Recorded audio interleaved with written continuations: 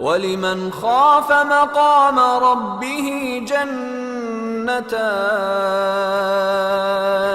فبأي آلاء ربكما تكذبان ذواتا أفنان فبأي آلاء ربكما تكذبان فيهما عينان تجريان فبأي آلاء ربكما تكذبان فيهما من كل فاكهة زوجان فبأي آلاء ربكما تكذبان متكئين على فرش بطائنها من استبرق وجنى الجنتين دان فبأي آلاء ربكما تكذبان فيهن قاصرات الطرف لم يطمثهن إنس قبلهم ولا جان فبأي آلاء ربكما تكذبان كأنهن الياقوت والمرجان فبأي آلاء ربكما تكذبان هل جزاء الإحسان إلا الإحسان فبأي آلاء ربكما تكذبان ومن دونهما جنتان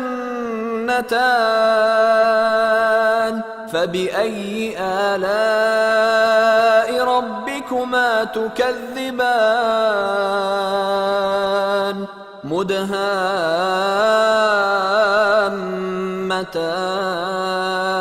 مدهامتان فبأي آلاء ربكما تكذبان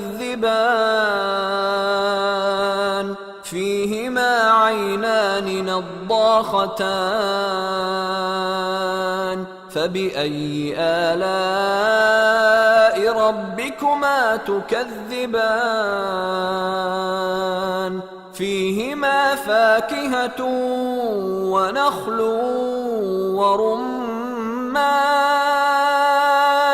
فبأي آلاء ربكما تكذبان فيهن خيرات حسان فبأي آلاء ربكما تكذبان حور مقصورات في الخيام فبأي آلاء ربكما تكذبان لم يطمثهن إنس قبلهم ولا جان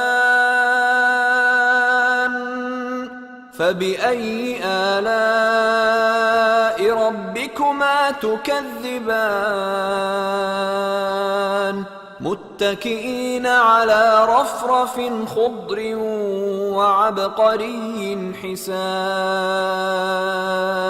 فبأي آلاء ربكما تكذبان تبارك اسم ربك ذي الجلال والإكرام और जो शख्स अपने परवरदिगार के सामने खड़े होने से डरा उसके लिए दो बाग हैं, तो तुम अपने परवरदिगार की कौन कौन सी नेमत को झुटलाओगे?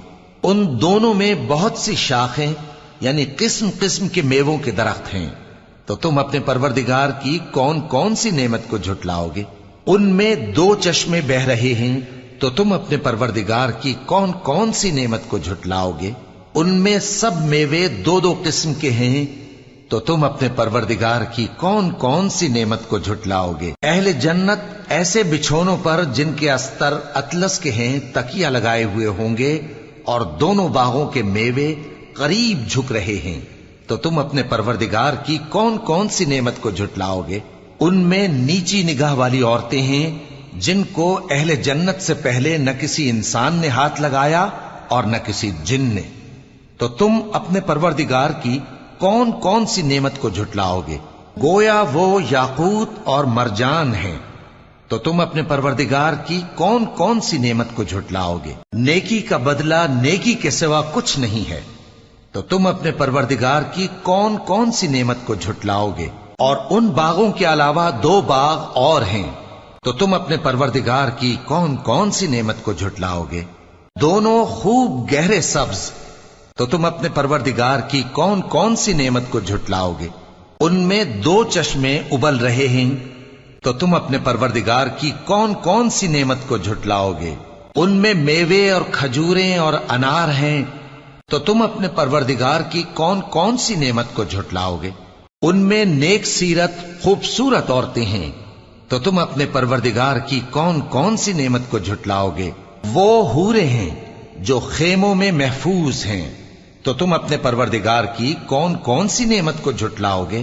ان کو اہل جنت سے پہلے نہ کسی انسان نے ہاتھ لگایا اور نہ کسی جن نے، تو تم اپنے پروردگار کی کون کون سی نعمت کو جھٹلاؤ گے؟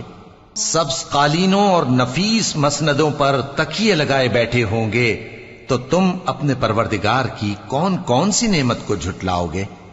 اے نبی صلی اللہ علیہ وآلہ وسلم، تمہارا پروردگار جو صاحب جلال و کرم ہے، اس کا نام بڑا بابرکت ہے۔